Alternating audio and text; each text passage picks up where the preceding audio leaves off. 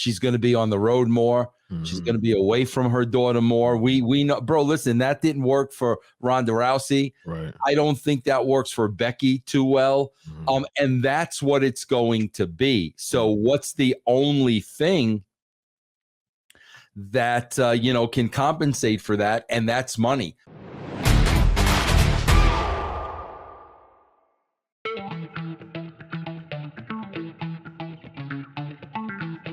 What is up, everybody? Ladies and gentlemen, this is Dr. Chris Featherstone here with another episode of the Wrestling Outlaws. Look, he's already...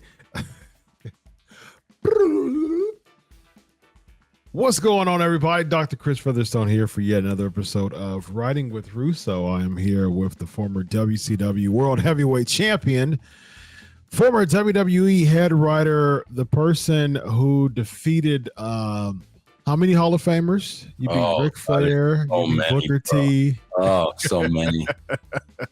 He is the Hall of Fame killer, right? Is that a fair enough moniker for you? Yes. The Hall of Fame killer, ladies and gentlemen. Vince Russo, how are you, man? I am doing good. How are you? I am doing well, man. I'm doing well. All right. So we got some fun stuff to talk about. We're going to start off with former TBS champion Jade Cargill is reportedly coming to WWE. Now, interestingly enough, her former she was rumored to be interested by WWE before, but she did not want to be in WWE because the WWE let her know that they really wanted her to focus on the company, like really heavily, and that would come in between just her relationship with her daughter, because she had at that point in time she had a newborn daughter. She's still, her daughter's gotten older now, but she was like, no, I mean that's going to compromise with my relationship with my daughter. So she goes over to AEW. She has this undefeated streak. She's a TBS champion for a long time. Now with her reportedly coming to WWE, Vince, how do you think, what pitch do you think they gave her now that they didn't give her before, which she was rumored to reject the first time? Well, bro, I got to tell you this. I'm going to say this, bro. I'm going to say this. And I don't know this is true or not, but I will tell you this. A current female member of the WWE roster told me this. Okay. Because I guess I guess some women at the WWE have put their toe in the water. Okay. And they told me, bro, believe this or not, that when it comes to the female wrestlers, Tony Khan does not pay the females well. Yeah. So that's what I'm thinking. I am thinking, if that is true, then I am thinking dollars and cents. I am thinking, did they make her a monetary offer that she could not refuse? That's what I'm asking. Because what else could they offer, Chris? You and I both know she's going to be on the road more. She's going to be away from her daughter more. We know, bro, listen, that didn't work for Ronda Rousey. Right. I don't think that works for Becky too well. And that's what it's going to be. So what's the only thing that can compensate for that? And that's money. But here's the problem, bro. They take the money and they make the agreement, but once they start getting into that schedule, it's everything they thought it would be, man. That's what seems to be the problem. Yeah, it seems like that is going to happen this time. And to be honest with you, Vince, with the underwhelming way that they've been really booking the women in general, what is Jade Cargill going to change? What is that going to make different? Nothing, bro. It's just going to give Charlotte a new opponent, Rhea Ripley a new opponent, Bianca Belair. That's all it's going to do is just give them all a new opponent because, bro, they've done the matches, so many times with Charlotte and Bianca and Becky and Bianca and Becky and they've done it so many times. Mm-hmm. So to me, I would think with them the major selling point is it's just a fresh talent to drive around the block with all of these women. That's what I would think, bro, because we saw we see storyline wise, bro, there's nothing storyline wise for the women. Yeah, and here's the thing with Bianca. I mean, she's got just a look of a goddess. I mean, she's just an amazing, just freak of nature type of build, but she's still very underdeveloped in the ring. And that's probably her biggest downfall. I think she definitely needs to work on some character development too, to really hone her character more. She really rode on the fact that she was just a freak. I mean, just an amazing goddess like figure, and having that type of look was really what she rode on a lot on AEW. Her ring work didn't really improve. Her character really, it was just okay. It really didn't improve much from the very beginning. Now the standards are going to be much higher in WWE as far as both facets, her in-ring work and her character development. Does she do an NXT run at first, or does she get hot shot to the main roster and then work that way?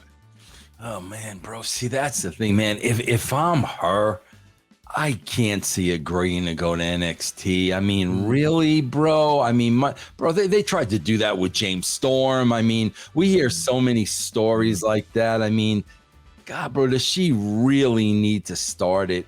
Bro, listen, if they're worried about her work and she needs polish and she needs reps and all that, bro, just make her turn Bianca Belair heel and make her bodyguard.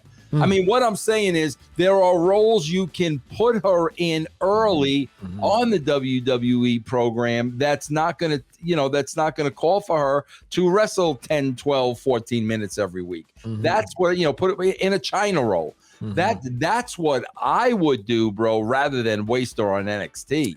I actually wouldn't be opposed to a Chyna role. I wouldn't do it with Bianca. I would actually do it with a guy. You know what I mean? Like have her be that heavy to some cocky heel, whoever that could be. That would be really cool, to have her in that role. I mean, that's how you protect her, bro. Yeah, I agree. I agree. I think that's really good, and just have her continue to train. Have her be on air, on screen, not really doing a lot of in-ring work.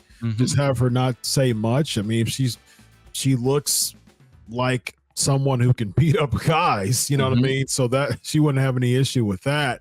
It would be interesting if so with that being said, who on either way, because it's not, we don't know if she's coming to Raw or SmackDown, who on the current roster that's kind of like a smug heel that can really take a boost of having Jade Cargill as their heavy? Bro, I'll tell you who I would put her with immediately, because as we predicted and sell all along, the gimmick put on him, he was never ever going to get him over. I think I know who you're talking about. I think it's my choice too. Who is it? Austin Theory. 1,000%. Yes. 1,000%. And bro, you know what?